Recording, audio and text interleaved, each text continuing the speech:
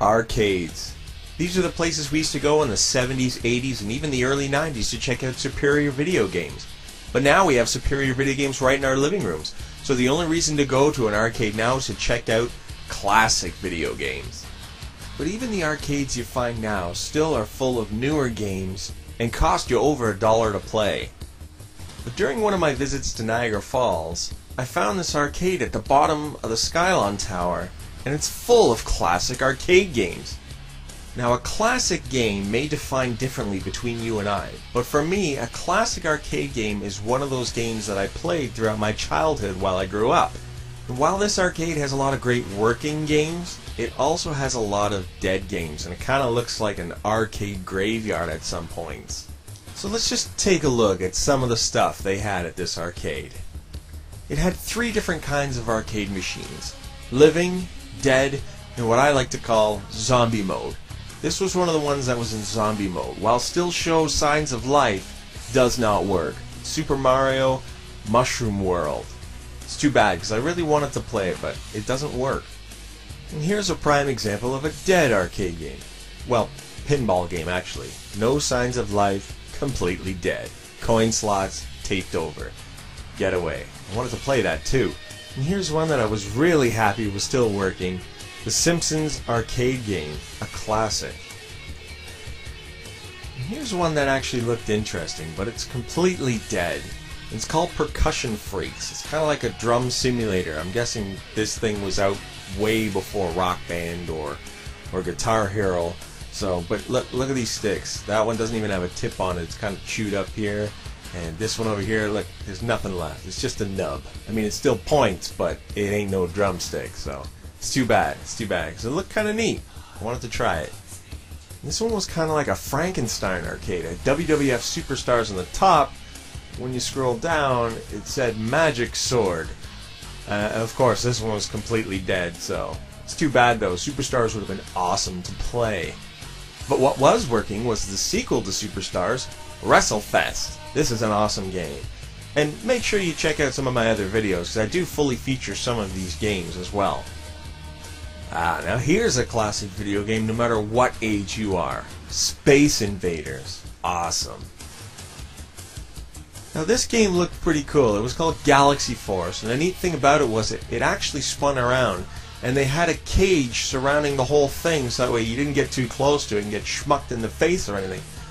But unfortunately the game was in zombie mode, and no matter what I did, I could not get the stupid thing to take my coins. So while the arcade might have been working, the stupid coin thing wasn't. And I was so disappointed. So disappointed. Now this game is called Space Harrier, and sadly it was dead, but it is a classic arcade cabinet. I mean, look how scratched up this seat is. But it has something on it that defines it as classic.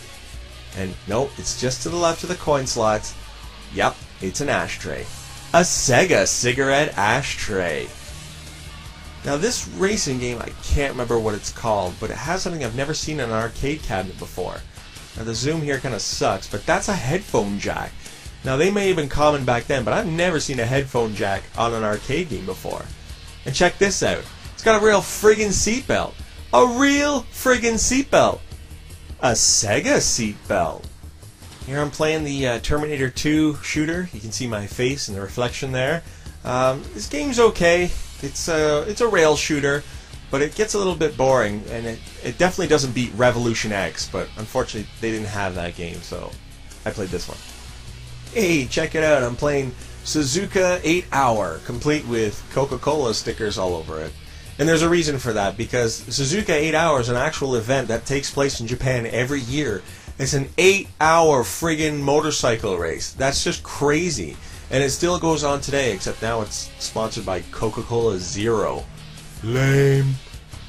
Now I'm actually playing Final Lap 2 here, but the original Final Lap is pretty much the exact same as Suzuka 8 Hour, only with cars instead of bikes. Now this cabinet was pretty cool. It was the 20th anniversary edition of Ms. Pac-Man and Galaga, both in one arcade machine. But the neat thing about it is they also included the original Pac-Man as well as Ms. Pac-Man and Galaga. But I guess they featured only Ms. Pac-Man and Galaga because Pac-Man came out before those two games did. But it was pretty cool. This is Final Fight by Sega. Come to think of it, there's a lot of Sega games at this arcade. And it's a good boxing game, actually. It seems like it's Sega's response to Mike Tyson's Punch-Out, and it does a pretty good job. It's actually a really fun arcade game.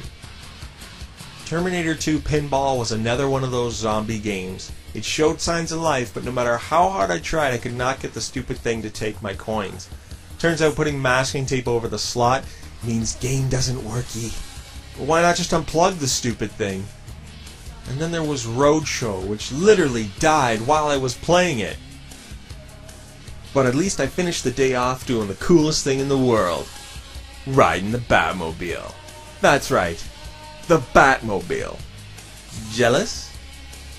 You're jealous. I'm Batman.